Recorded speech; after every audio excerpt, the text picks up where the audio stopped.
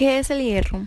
El hierro o fierro es un elemento químico de número atómico 26 situado en el grupo 8, periodo 4 de la tabla periódica de los elementos. Su símbolo es Fe y tiene una masa atómica de 55,847 microgramos. Es un metal maleable, de color gris plateado y presenta propiedades magnéticas. Es ferromagnético a temperatura ambiente y presión atmosférica. Es extremadamente duro y denso.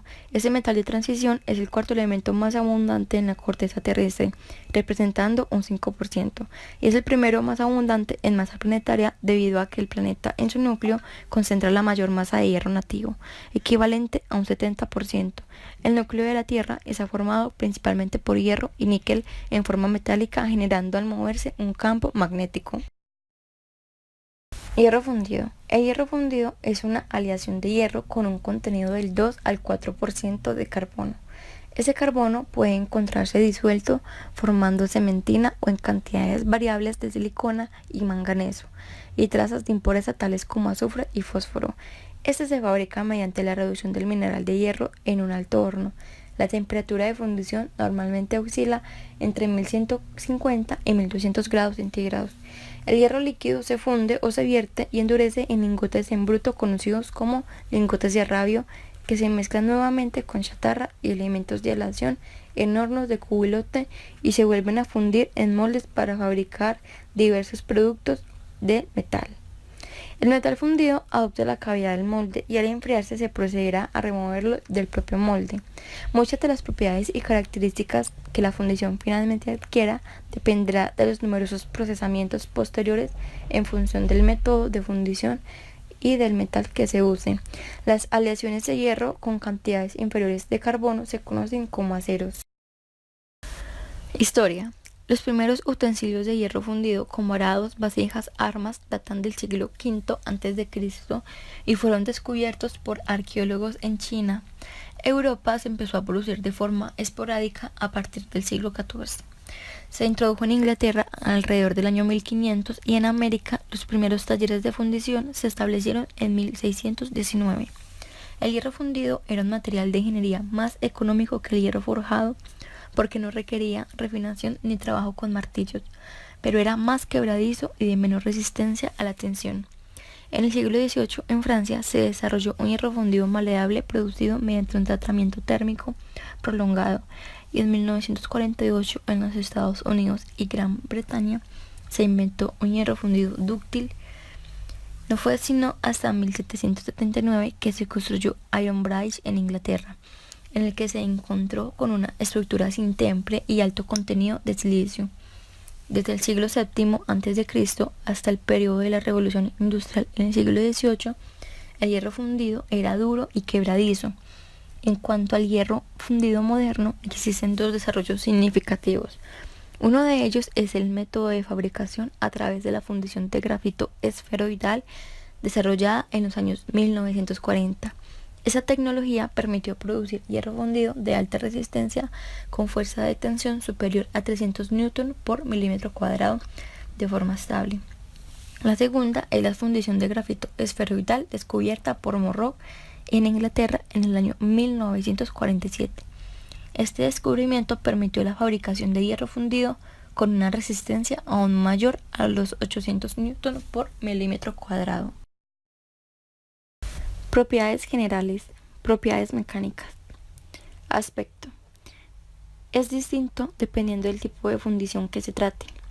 Es oscuro para la fundición negra, es gris para una fundición gris o bien de apariencia clara para una fundición blanca.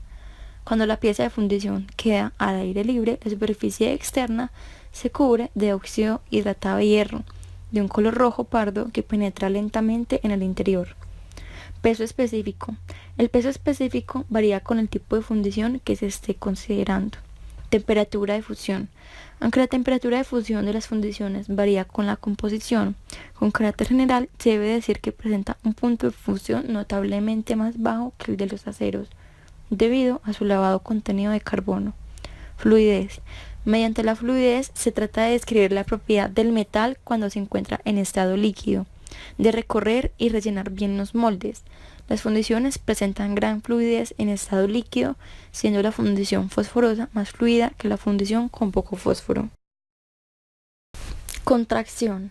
Todo metal al solidificarse sufre una contracción. En la fundición blanca, esta contracción es casi similar a la del acero, entre 16 y 18%, mientras que en las fundiciones grises la contracción final resultará menor, en torno al 10%. Resistencia a la tracción. La fundición gris posee una carga de rotura a la tracción que varía entre 30, 40 y 45 kilogramos por milímetro cuadrado. Las fundiciones maleables presentan una carga de rotura entre 35 y 40 kilogramos por milímetro cuadrado, mientras que las fundiciones aleadas y las esferoidales sobrepasan este límite, llegando a cargas de rotura comparables a las de los aceros de calidad entre 70 y 80 kilogramos por milímetro cuadrado. Resistencia al choque. Las fundiciones blancas no presentan buena resistencia al choque. Por el contrario, las fundiciones maleables y las de grafito nodular presentan una mejor resistencia al choque, si el impacto está dentro de un cierto límite de seguridad. Y las fundiciones grises presentan un óptimo comportamiento a la resistencia al choque por su propiedad característica de amortiguar las vibraciones. Dureza. La dureza es una propiedad que mide la capacidad de resistencia que ofrecen los materiales a procesos de abrasión, desgaste, penetración o de rayado. En las fundiciones, la dureza es relativamente elevada. Así, las fundiciones grises presentan una dureza que varía de 140 a 250 Brinell.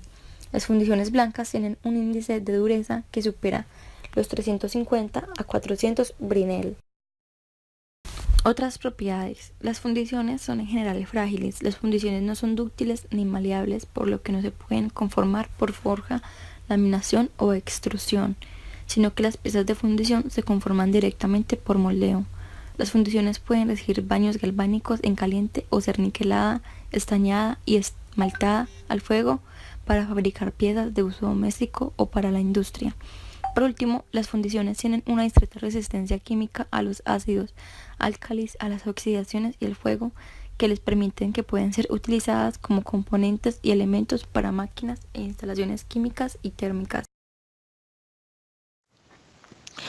Es el metal duro más usado, constituyendo el 95% de la producción mundial del metal. El hierro puro no tiene demasiadas aplicaciones, salvo excepciones para utilizar su potencial magnético. Tiene gran importancia para la formación de productos siderúrgicos, utilizando este como elemento matriz para alojar los elementos tanto metálicos como no metálicos. Se considera que una aleación de hierro es acero si contiene menos del 2.1% de carbono. Si el porcentaje es mayor, recibe el nombre de fundición. El acero es indispensable debido a su bajo precio y tenacidad, especialmente en barcos, automóviles y componentes estructurales de edificios. Las aleaciones férreas tienen una amplia variedad de condiciones mecánicas dependiendo de su composición o el tratamiento en el que se le haya llevado a cabo. Tipo de fundiciones. Las fundiciones grises, que representan más del 90% de todas las fundiciones, son aquellas donde el carbono aparece en forma de grafito, debido a que solidifican según el diagrama estable, es decir, los constituyentes de equilibrio durante la solidificación son austenita y grafito libre, y por consiguiente no presentan levedurita. Para que una fundición siga el diagrama hierro-carbono estable al solidificar, deberá poseer un alto porcentaje grafitizante, que se traduce en poseer un alto contenido en silicio, normalmente entre un 2 y el 3% de silicio, y también seguir una velocidad de enfriamiento muy lenta. Fundiciones blancas. Las fundiciones blancas son aquellas aleaciones de hierro y carbono que terminan una solidificación a 1148 grados Celsius aproximadamente, siguiendo la transformación eutéctica entre aleación líquida a un 4.3%, pasando a austenita un 2.1% y a cementita al 6.67%. Este agrego eutéctico de austentita y cementita, que forma la constituyente matriz de las fundiciones blancas, recibe el nombre de levedurita. Esta es la característica general de toda la fundición blanca, es decir, que el intervalo de solidificación termina en la eutéctica, por lo que todas presentan levedurita. Fundiciones atruchadas. Las fundiciones atruchadas se caracterizan por tener una matriz de fundición blanca combinada parcialmente con fundición gris. De ahí deriva que se denominen fundiciones atruchadas, porque presentan simultáneamente grafito y ledeburita, que le confiere su peculiar coloración moteada, parcialmente blanca, parcialmente gris. Fundiciones maleables. Difieren del resto de las fundiciones descritas en los apartados anteriores, en que se trata de fundiciones que inicialmente eran blancas y se convierten en fundiciones grises en un tratamiento térmico posterior, resultando un producto relativamente tenaz y dúctil, de ahí su nombre. Esta familia de fundiciones tiene un contenido de silicio intermedio entre las fundiciones blancas y grises. Fundiciones dúctiles o nodulares. Las fundiciones grises dúctiles o nodulares, también llamadas esferoidales, se caracterizan por presentar el grafito en forma de pequeñas esferas. La morfología esferoidal del grafito se consigue al realizar una ligera adición de elementos inoculentes, principalmente en magnesio, que favorecen la cristalización radial del grafito. La soldabilidad es la aptitud o mayor o menor dificultad que tiene un metal o aleación para formar uniones soldadas con una propiedad tecnológica de calidad. Mientras que las fundiciones blancas representan serios problemas de soldabilidad, la fundición gris sí es soldable, siempre que se empleen los métodos apropiados de soldeo. Ello es debido a que el ciclo de calentamiento y enfriamiento que conlleva todo proceso de soldadura originan un fenómeno de expansión y contracción, lo que va a crear tensiones de tracción en la pieza fundida durante la fase de contracción. Las fundiciones se comportan peor a tensiones de tracción que de compresión. Se justifica la necesidad de adopción de medidas especiales para garantizar una buena soldabilidad.